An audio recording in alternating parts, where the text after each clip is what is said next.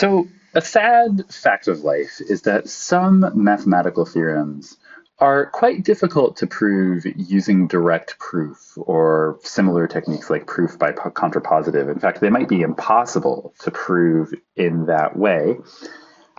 We do have another important technique in our arsenal. So, this is proof by contradiction. And what I'm going to do first is I'm just going to start with an example of a proof by contradiction, and then we're going to talk about the logical structure and look at a more complicated example.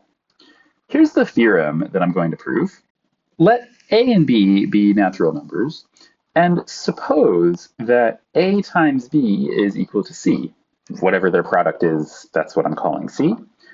Then it must be the case that either A is greater than or equal to the square root of C, or B is greater than or equal to the square root of C. I don't need both of these to be true, but at least one of these has to be true. Either A or B must be greater or than or equal to the square root of C. Okay, so let's prove this. And to do the proof, I'm going to start in kind of a funny way. Suppose not. Suppose not.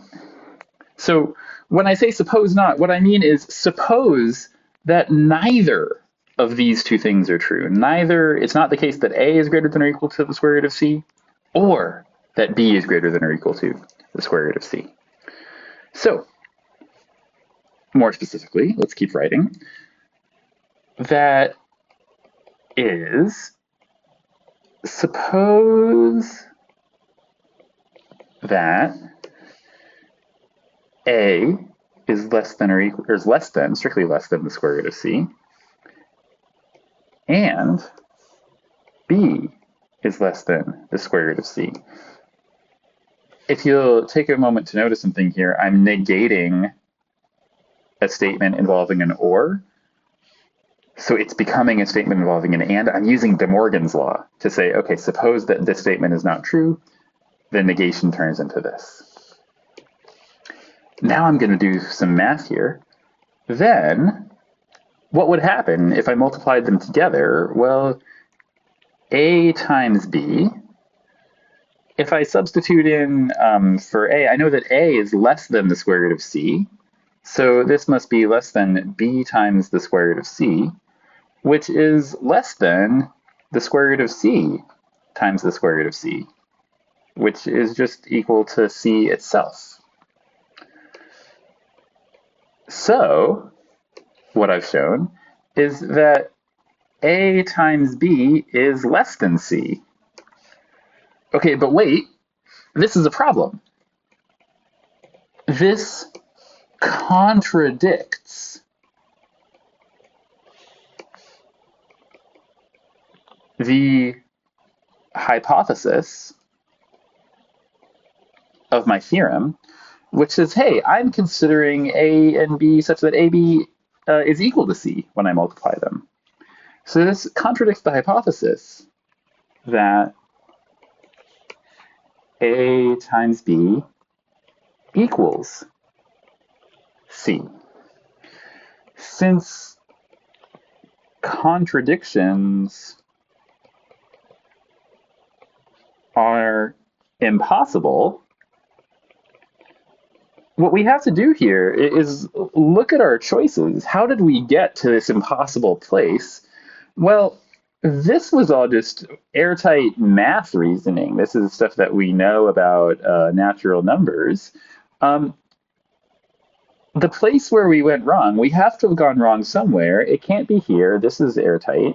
So it must be here. The place where we went wrong must be when we supposed that A is less than square root of C and B is less than square root of C.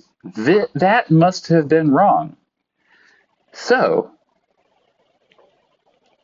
our supposition must have been false. But guess what? Our supposition was that the theorem was false. So not our supposition means that the theorem must be true. We've proven the negation of our supposition. By double negation, we've proven our theorem. Our supposition led us to an impossible place. Our supposition must be false, and therefore the thing we're trying to prove must be true. So this is the essence of proof by contradiction, and we'll talk more about the logical structure and do a more complicated example shortly. So let's go into a little bit of the detail in terms of how does a proof by contradiction work when we view it as an attempt at a logical deduction. Okay, so here's what we're going to do. I'm going to try to write the same proof that we just did about A, B, and C in the form of a logical deduction, and we're going to see what happens. So where I'm going to start is, as usual, with my premises. So P1 here, my P1 is going to be that A times B equals C. I'm now going to add to my P1, I'm going to add a second premise. My second premise is fake. It's a fake premise. It's my supposition from before. And what I'm trying to do is I'm trying to show that this fake premise is not true. So my fake premise is the negation of what I am trying to prove, which is that A is greater than or equal to the square root of C, or B is greater than or equal to the square root of C. Okay. So now I have two premises. One of them is the antecedent of the thing I'm trying to prove. I'm saying, hey, suppose AB equals C. This is the opposite of what I'm trying to prove. So I do a fake premise, and what I want to do is I want to show that this fake premise is false. And to do that, I'm going to derive an impossible contradiction from these two premises, as well as some facts I remember from math about the natural numbers. So now I'm ready to go. I'm doing logical deduction and using math facts along the way, and I'm trying to reach a contradiction. To do this, I'm just going to be following along this argument that I wrote on the last slide. I'm just going to try to encode that in logical steps. So I'm going to start with line 3 here. And for line 3, I'm going to apply De Morgan's law. So I have a disjunction and a negation on the outside. So that's going to become not A greater than or equal to C, and not B greater than or equal to the square root of C. So this is De Morgan's with premise 2. Okay, now line 4. To do line 4, I am going to negate the statement that A is greater than or equal to the square root of C, which is the statement that A is less than the square root of C, strictly. And similarly here, B is less than the square root of C. So here I am using inequality properties 2 times.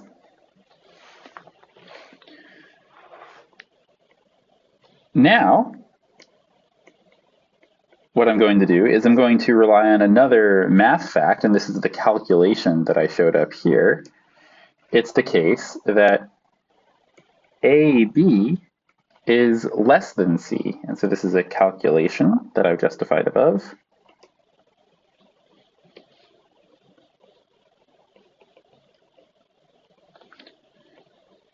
That's based on line 4. If I use line 4 and I multiply these two together, I'll find that the result is strictly less than C.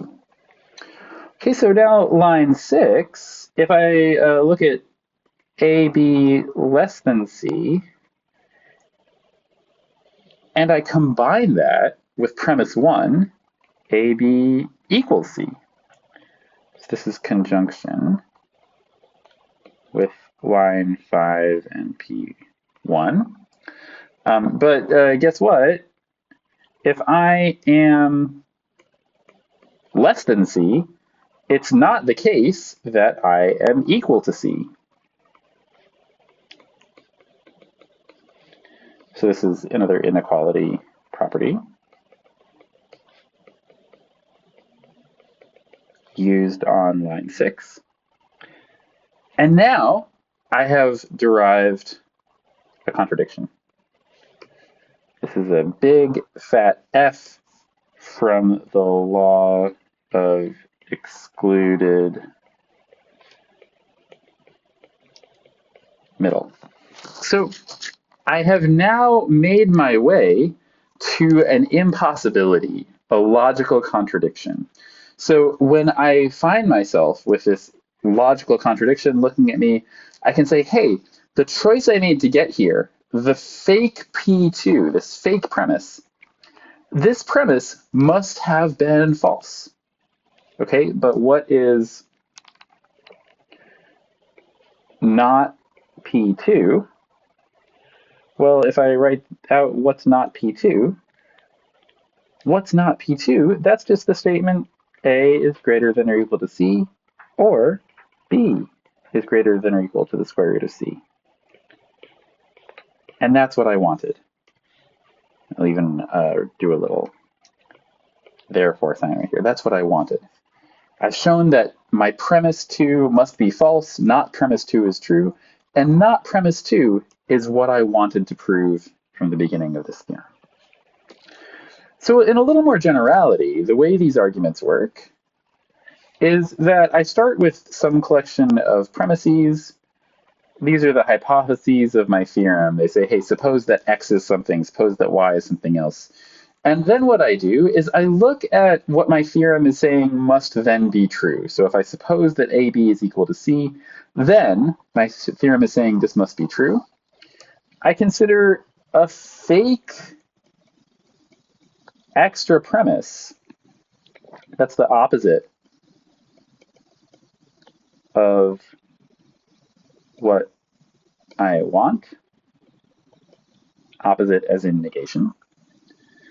And what I do is I write an argument using all of these premises plus anything else I'm allowed to use, for example, math facts. And from those, I derive an F, a contradiction. And I conclude, therefore, not fake premise. And if my fake premise is the negation of what I want, not fake premise is in fact what I want, and I have proven my theorem. So this is the logical structure of proof by contradiction. Usually we don't do it in all this detail with formal logic, but we're always looking for this structure. Some real premises, one fake premise, we derive a contradiction, and we conclude that the fake premise must have been false. Let's look at another example.